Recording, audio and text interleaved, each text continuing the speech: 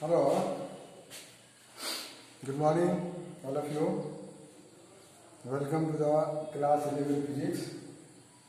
ना पिछले 15 दिन से मैं वैकेशन में था, इसीलिए तुम लोग का वीडियो नहीं गया। और ये आफ्टर वैकेशन फर्स्ट वीडियो बन रहा है, ये चैप्टर 5 लॉज ऑफ मोशन का। तो the previous video in this chapter laws of first law of motion already discussed, and regarding inertia and definition of the force is derived from the first law of motion. और force का हम लोग definition दिए थे कि force is an external effort, कोशिश in the form of pull or push, right? Pull or push which can try to produce in a body at rest body to move a body from rest to motion and from motion to rest, to bring it in motion to rest. Or force can change the direction of the motion, force can change the shape of the object, and can change the direction of the motion of the body. It can change. So this I already discussed in the previous video. Similarly, we have talked about the inertia also. Inertia is inherent property of a body by virtue of which it resists, opposes to change its states, either rest or motion. This is already discussed. Then we have to discuss now the second law of motion. Our discussion is the second law of motion. What is there? Newton's second law of motion. Newton's second law of motion. We have to discuss. Right. In the first law of motion refers what? It is a simple case. In the first law of motion, the net external force is zero. In the case of first law of motion, the body is at either rest or in uniform motion. Body is at rest और क्या है, uniform motion की बात करते हैं, वही बात करते हैं, यूनिफॉर्म मोशन। बॉडी जब रेस्ट में है, इसमें नेट फोर्स कितना है? When body is rest, then net force equal to zero. अभी रेस्ट में है मतलब मान लो कोई टेबल है ना, टेबल पर कोई ऑब्जेक्ट को रख दिए, दिस इज एन ऑब्जेक्ट, तो weight of the body not downward weight लग रहा है, लेकिन simultaneously the force of reaction, normal reaction X of war, these are equal and opposite. ये दोनों क्या है? इक्वल और अपोजिट है। दोनों का सम कितना होगा? जीरो, मतलब net force zero. First law of motion में हम लोग नेट एक्सटर्नल फोर्स जीरो मानते हैं।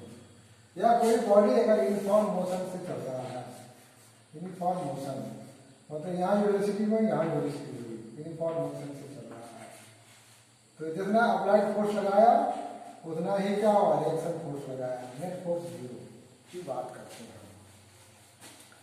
लेकिन there is a net force acting on a body, है ना, but second law of motion, the second law of motion refers, ये refer करता है इस केस को, ये सिंपल केस को रेफर करता है फर्स्ट लॉ ऑफ मोशन। उसमें net external force must be zero, then here first law of motion is applicable. We have to see our surrounding, अपने सराउंडिंग को देखना है, सिचुएशन को देखना है। But in other situation it refers net force जो है is not equal to zero, मतलब जीरो नहीं होगा। जब नेट फोर्स जीरो नहीं होगा तो बॉडी में क्या होगा, एक्सेलरेशन होगा, है ना। It relates to the next force relates to the acceleration of the body. Common sense हम लोग को लगाना है ना। तो this is there when net force is not equal to 0, then the net external force to the acceleration of the body, है ना। Net external force is related to the acceleration of the body. तो first law और second law में क्या difference है, basic difference उसको समझना है। फर्स्ट लॉ में नेट फोर्स 0 होगा बॉडी पर, बॉडी आइदर रेस्ट में हो चाहे यूनिफॉर्म मोशन में हो, वहाँ यूनिफॉर्म मोशन की बात करते हैं। फर्स्ट लॉ बोलते ही भी है ऐसे कि when a body either at rest और in uniform motion, it wants to continue at the state of rest और of state of uniform motion unless no external force act on it, no external force act on it, यानी external force क्या है, 0 है ना। लेकिन second law refers that net force acting on a body is never 0, तभी वहां second law जाएगा। और net force acting on a body is non 0 means it is relates to the acceleration of the body, है ना। This is the basic difference, ये basic difference समझना है। ऐसे हम लोग याद कर लेते हैं, rate of change of momentum is directly proportional to the applied force, करके हम लोग चेंज कर लेते हैं। तो एक वर्ड आएगा, सेकेंड लॉ को ड्राइव करने के पहले हम लोग एक वर्ड देखेंगे, इस वर्ड का नाम है मोमेंटम। क्लास 9 में भी ऑलरेडी देख चुके हैं। What is your momentum?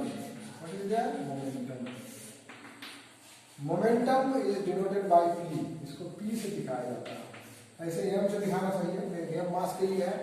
Momentum is denoted by P। तो मोमेंटम को हम लोग डिफाइन कैसे करते हैं, simple, it is defined as the product of किसका, मास का एंड वेलोसिटी किसका, ऑफ मूविंग बॉडी, है ना। मूविंग बॉडी का वेलोसिटी पर डिपेंड करेगा। दैट इज P बराबर हम लोग करेंगे कितना, mass into velocity. Simple definition class 9 में हम लोग देख चुके हैं, यानी P is equal to m into V। तो देखो V is vector quantity, therefore P is also vector quantity. It is a vector quantity, ये वेक्टर क्वांटिटी, है ना। और इसका डायरेक्शन क्या होगा, इस डायरेक्शन में भी अलग अलग direction of the velocity direction में होगा, माने जिस डायरेक्शन में वेलोसिटी होगा उसी डायरेक्शन में क्या होगा, मोमेंटम होगा। It's SI unit, it's SI unit क्या हो जाएगा, SI unit mass into velocity, जिसमें हम केजी मीटर पर सेकेंड, है ना। इसका डायमेंशन क्या होगा, डायमेंशन बराबर m मास का डायमेंशन क्या है, m है, वेलोसिटी का डायमेंशन क्या है, l t इनवर्स 1, और इसको हम लिख देंगे m l t इनवर्स 1, ये डायमेंशन लिख देंगे।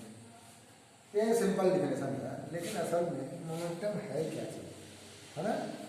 इसका नाम जो मोमेंटम वर्ड है न्यूटन ने दिया था, असल में ये मोमेंटम है क्या चीज, इसको देखना है ना। फ्रॉम आवर सराउंडिंग, हमारे चारों तरफ जो घटना दुर्घटनाएं हैं, उस घटना दुर्घटना के आधार पर हम लोग जानेंगे कि ये मोमेंटम क्या चीज है ना। मोमेंटम को समझने के लिए कुछ हम लोग एग्जाम्पल लेते हैं, जैसे मोमेंटम बराबर m इंटू P, तो P directly proportional to m, मतलब mass of the moving body अगर ज्यादा होगा तो उसका मोमेंटम बढ़ेगा। P directly proportional to V, mass same है लेकिन एक बॉडी का वेलोसिटी ज्यादा है तो मोमेंटम क्या हो जाएगा, अधिक हो जाएगा। फॉर एग्जाम्पल लेट अस सी, एक लिए डस्टर, एक चॉक लेती है, इस दोनों को सर्टेन हाइट से हम लोग छोड़ देंगे, और नीचे में एक बच्चा को बोलेंगे कि पकड़ो रे बाबू, तो दोनों को पकड़ेगा, उसको कुछ एहसास होगा। डस्टर को कैच करने में उसको दिक्कत होगा, वेयर चॉक को कैच करने में कंफर्ट फील करेगा, जबकि सेम हाइट से गिर रहा है। लेकिन देखो इसका मास अधिक है, इसका मतलब उसके हाथ में अधिक फोर्स लगा। फोर्स लगा कब लगा? जब मोशन में था ये तब, है ना। इसका मतलब मोमेंटम अधिक होगा अगर मूविंग बॉडी का मास अधिक होगा। मास अधिक होगा तो उसको पकड़ने में, होल्ड करने में प्रॉब्लम हो रहा है। ऐसा फील हम लोग कर सकते हैं, एहसास कर सकते हैं। फिजिक्स का नाम है एहसास करना। हमारे चारों तरफ जो चीज है उसका एहसास, फीलिंग। तो here you see the force, effect of force in motion, है ना। इफेक्ट ऑफ द फोर्स कैसे? ये था duster, this was the duster, right. ये बेचारा डस्टर था, ठीक है। और ये बेचारा क्या था? चौक था। इसका मास कितना है? कैपिटल है। इसका मास छोटा है। इसका वेट क्या होगा? W1 बराबर m/g। इसका वेट क्या होगा? W2 बराबर छोटा m/g। दोनों के लिए g समान होगा, अलग अलग नहीं होता। मास पर डिपेंड नहीं करता है। जो बॉडी फॉल कर रहा है उसके मास पर जी का वैल्यू डिपेंड नहीं करता है। आगे हम लोग ग्रेविटेशन देखेंगे। ये ज्यादा फोर्स से गिर रहा है, ये बच्चा इसको पकड़ रहा है। ये कम फोर्स से गिर रहा है ना। तो ये क्या हो गया? वेलोसिटी दोनों का क्या होगा? वेलोसिटी ये ज्यादा एक्सेलरेट होगा, एक्सेलरेशन तो दोनों में सेम रहेगा, सेम टाइम में गिरेगा। तो ये मास अधिक है, इसलिए ये फोर्स अधिक है। तो यहाँ पर इफेक्ट ज्यादा रहेगा, मोशन में है। रेस्ट में रहेगा तो कोई दिक्कत नहीं है, दोनों शॉर्ट डिस्टेंस रेस्ट में है, उसका मोमेंटम 0। ऑब्वियसली इसका मोमेंटम क्या हो जा रहा है? ये momentum of duster be m mass into क्या हो गया? वेलोसिटी तो सेम है, दोनों का वेलोसिटी गिरने का सेम है। सेम टाइम में ग्राउंड आएगा। मास अलग अलग होगा लेकिन it will reach to the ground same time, मतलब both acquires the same velocity. यहाँ पर इसका momentum of the chalk c m/g। Obviously PD greater than क्या होगा? PC होगा। V तो सेम है, मास अलग अलग है और दोनों किसमें है? मोशन में है। तो इफेक्ट ज्यादा है, मतलब ये effect of the force of motion. इतना लंबा चौड़ा वर्ड को इसमें एक ही वर्ड कितना में मोमेंटम से दिखाया है। It is nothing, it is the effect of the force in motion. Condition है मोशन में रहेगा। दोनों अगर रेस्ट में हो जाए, ये भी रेस्ट में, ये भी रेस्ट में, दोनों के पास मोमेंटम क्या होगा? 0। ये दोनों सेम स्पीड में जा रहा है, मास अलग अलग है, तो हर एक का मास मोमेंटम क्या होगा? अलग अलग होगा। और मोमेंटम अलग अलग होगा तो उसको जब होल्ड करेगा तो ज्यादा मोमेंटम वाला ज्यादा इफेक्ट डालेगा, राइट। सिमिलरली हम लोग एक उदाहरण ले सकते हैं। एक साइकिल आ रहा है 5 मीटर पर सेकंड से और एक ट्रक भी आ रहा है 5 मीटर पर सेकंड से। साइकिल को हम आराम से रोक लेंगे लेकिन ट्रक को रोक पाएंगे नहीं, क्योंकि दोनों का स्पीड सेम है लेकिन मास डिफरेंट है, इसलिए मोमेंटम अलग अलग है। जिसका मोमेंटम अलग अधिक है वो ज्यादा इफेक्ट डालेगा। उसको रोकने में अधिक फोर्स लगाना पड़ेगा, अधिक एफर्ट लगाना पड़ेगा। फोर्स क्या है? एफर्ट है। कैसा एफर्ट है? एक्सटर्नल एफर्ट है, जो क्या करता है ना, पुल या पुश करता है ना। तो ये मोमेंटम है। इस तरह का हम लोग बहुत सारा उदाहरण हम लोग अपने सराउंडिंग से ले सकते हैं। तो ये उदाहरण जो है तुम लोगों को एनसीईआरटी बुक का लाइन टू लाइन पढ़ना है।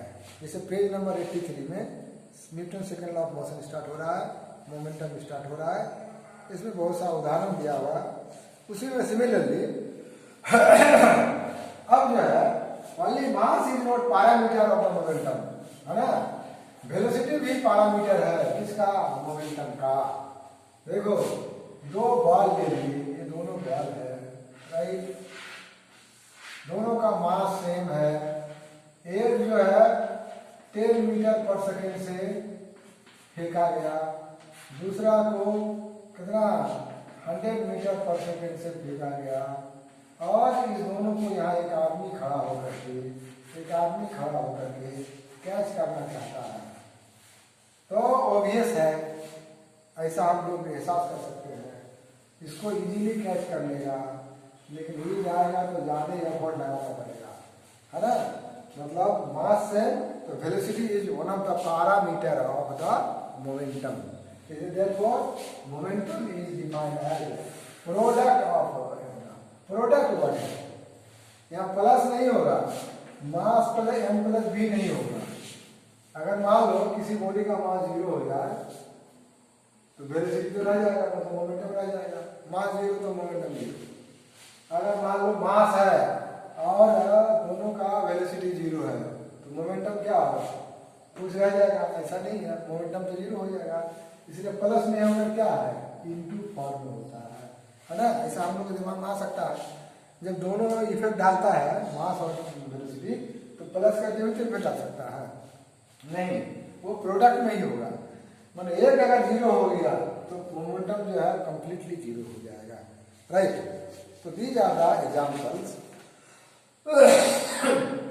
Similarly you can take example, हम लोग क्रिकेट खेलते हैं, हम लोग के ज़माने में तो क्रिकेट का उतना चलन नहीं था, लेकिन अब तो बच्चा बच्चा क्रिकेट खेल रहा है, हम लोग भी खेल रहे हैं।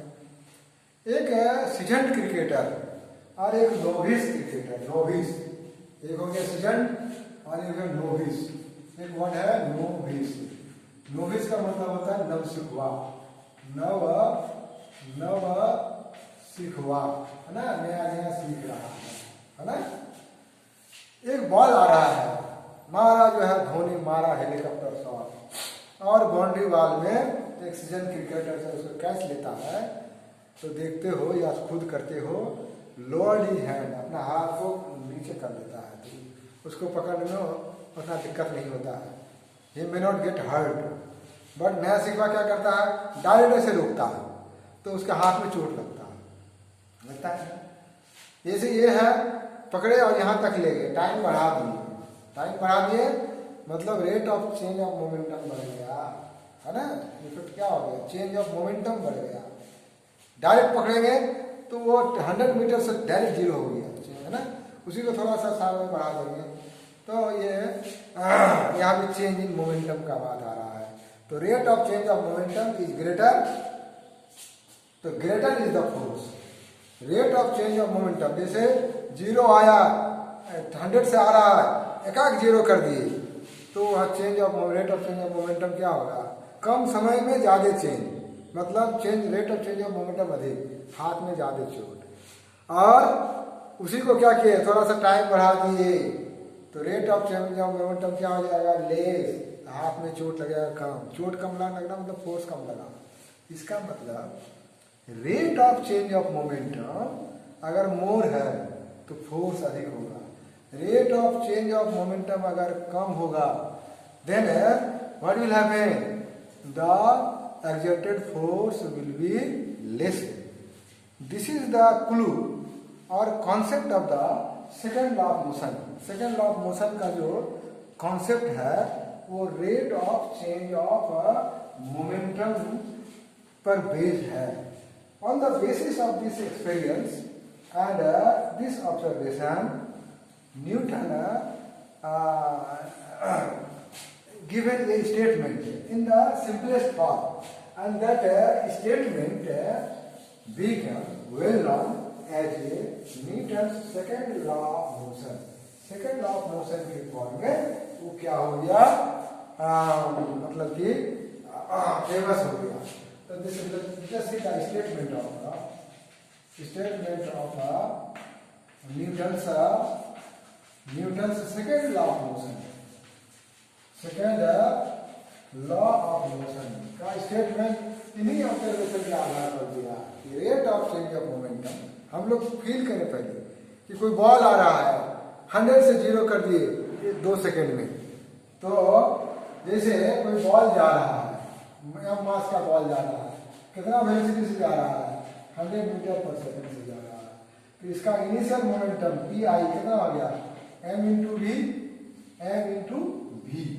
मतलब ये बॉल है कितना, मान लो 10 ग्राम का है, कितना का है, हाफ केजी का है, हाफ केजी मतलब 500 ग्राम का है, तो m इंटू कितना v, तो ग्राम को किसमें कन्वर्ट करना होगा, केजी में, तो हाफ केजी हो गया, केजी ये हो गया कितना 100 मीटर पर सेकेंड, कैंसिल करेंगे तो ये हो गया 50 केजी मीटर पर सेकेंड इनिशियल मोमेंटम।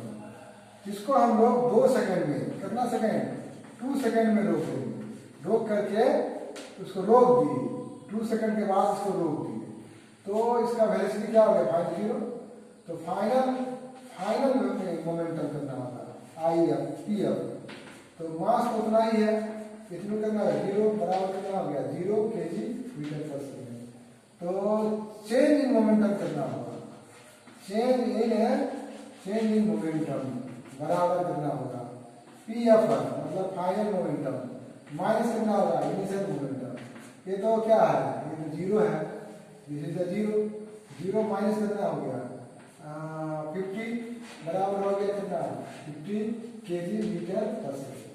अब इसी को हम लोग रोकेंगे कितना पर, 5 रेट कितना होगा, rate of change of momentum, तो रेट का मतलब हो गया पी एफ माइनस कितना पी आई बाई टी लिखेंगे, जब टी लिखेंगे तो rate of change of P बराबर पी एफ करना 0 माइनस करना 50 बाय क्या करेंगे 2 सेकेंड, डिवाइड करेंगे तो हो जाएगा 25 न्यूटन, 25 केजी मीटर पर सेकेंड स्क्वायर, सेकेंड नीचे ना है, ये सेकेंड गया, यहाँ पर सेकेंड था, सेकेंड चला गया, केजी मीटर पर सेकेंड स्क्वायर क्या होता है न्यूटन, ये 25 न्यूटन, 25 न्यूटन माइनस साइन बताता है, हम लोगों ने लगाया उधर से आ रहा था ना, उसके ऑपोजिट में लगाया फोर्स, माइनस का साइन है। इसी बॉल को जैसे क्रिकेटर रोक रहा था 2 सेकंड में रोका, अब इसी बॉल को हम लोग 5 सेकंड में रोकेंगे, हाथ को नीचे लाएंगे तब जाके रोकेंगे, टी बराबर 5 सेकंड कर देते हैं, 5 सेकंड कर देंगे, इनिशियल मोमेंटम तो 50 है राइट, लेकिन फाइनल मोमेंटम क्या हो गया 0, कब 0 हुआ 5 सेकंड में, तब rate of change of momentum T बराबर 0 माइनस 50, लेकिन लग गया टाइम कितना 5 सेकेंड, थोड़ा बेसिक समझना है, तो ये सॉल्व करेंगे कितना हो जाएगा 10 न्यूटन हो जाएगा, मतलब rate of change of momentum less, मतलब फोर्स कितना लगाना है, एक्सटर्नल फोर्स लेस लगेगा, और rate of change of momentum अधिक, तो एक्सटर्नल फोर्स क्या होगा अधिक लगेगा, अरे तो इसका मतलब एक्सटर्नल फोर्स जो है, अप्लाइड फोर्स जो है, जो रोकने में लगाए अप्लाई किए, वो डिपेंड करता है किस पर, rate of change of momentum पर डिपेंड करता है। इसी के आधार पर उन्होंने एक स्टेटमेंट लिखा कि क्या लिखा स्टेटमेंट, उस स्टेटमेंट को हम लोग यहाँ लिखेंगे, the rate of change of momentum, क्या लिखेंगे, the rate of change of momentum is directly proportional, क्या है डायरेक्टली प्रोपोर्शनल है, किसका प्रोपोर्शनल है, अप्लाइड फोर्स का, right, this is the directly proportional to the applied force, this is directly proportional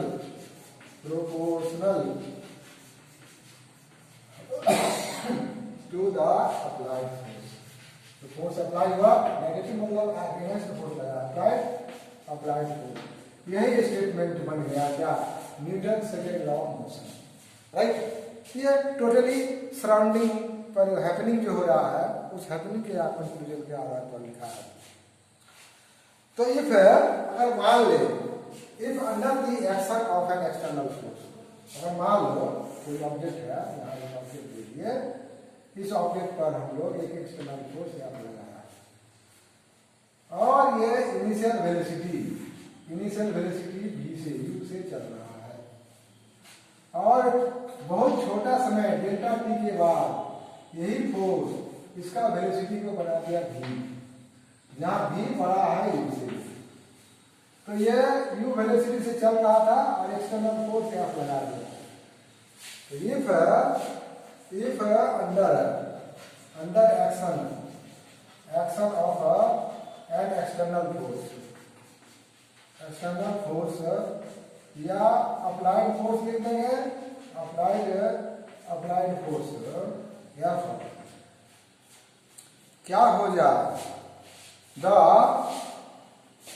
velocity of the body, velocity of a moving body,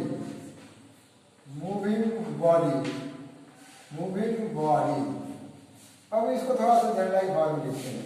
यहाँ पर जो है थोड़ा सा चेंज करते हैं, यहाँ मान लो v है और t समय के बाद v प्लस डेल्टा v होगा, तो डेल्टा v मतलब क्या आ गया, उसका वेलोसिटी बढ़ गया, कितना बड़ा, कितना इंटरवल में, डेल्टा t टाइम में, कौन इंटरवल में कौन वेलोसिटी चेंज होगा। तो ये है यहाँ पर v प्लस डेल्टा v क्या है, the velocity of the moving body change हो रहा है, v से बढ़ के कितना हो रहा है, v प्लस डेल्टा v हो रहा है, राइट। ड्यूरिंग टाइम इंटरवल कितना, डेल्टा v टाइम है ये हो रहा है। तो वेलोसिटी चेंज हो रहा है तो क्या चेंज होगा, फोर्स तो उतना ही है, फोर्स कांस्टेंट फोर्स है, लेकिन वेलोसिटी चेंज हो रहा है तो क्या चेंज होगा, मोमेंटम चेंज होगा। तो चेंज इन मोमेंटम कितना होगा, चेंज इन मोमेंटम है ना। तो चेंज इन मोमेंटम मतलब यहाँ पर इनिशियल मोमेंटम पी आई कितना होगा, एम इंटू वी, बॉडी का मास एम है, मास तो चेंज नहीं होगा, मास इज इनवेरिएबल या invariable, mass is constant. Final velocity कितना होगा, final momentum m into v plus कितना हो जाएगा, डेल्टा v। तो चेंज कितना होगा, चेंज इन मोमेंटम, चेंज हो रहा है मतलब डेल्टा p, चेंज मतलब डेल्टा p, डेल्टा लगा दिया मतलब चेंज हो रहा है। ये अब हम लोग शॉर्टकट है, 9th क्लास में डेल्टा उल्टा नहीं यूज करते, क्योंकि वहाँ हम लोग को डेरिवेशन का डेरिवेटिव मतलब डिफरेंशिएशन का कॉन्सेप्ट नहीं था, इसलिए वहाँ गए। तो यहाँ क्या करेंगे, फाइनल माइनस क्या करेंगे, इनिशियल करेंगे। इट मीन्स क्या हो जाएगा, इसको करेंगे m into v plus delta v minus हो जाएगा एम वी, इसको सॉल्व करो, m अंदर जाएगा एम वी प्लस कितना m delta v, right, minus कितना होगा एम वी करके, तो चेंज करना हो गया m into delta we, this is the change in momentum. अब थोड़ा सा हम लोग सिंपल मैथमेटिक्स की ओर जा रहे हैं।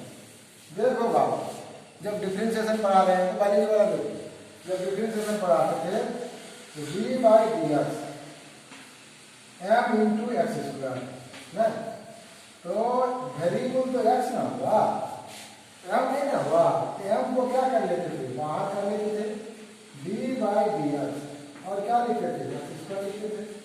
यहाँ वेरिएबल कौन है, v है, मास नहीं है।